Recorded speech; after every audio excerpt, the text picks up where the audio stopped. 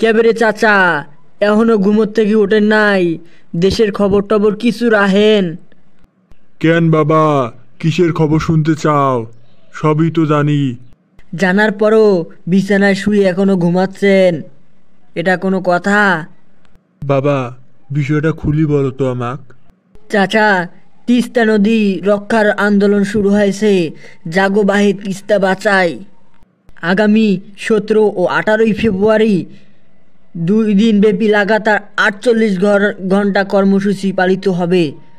এই কর্মসূচি ডাক দিয়েছেন উত্তরবঙ্গের লৌহ মানব অধ্যক্ষ আসাদুল আবিব দুলু ভাই।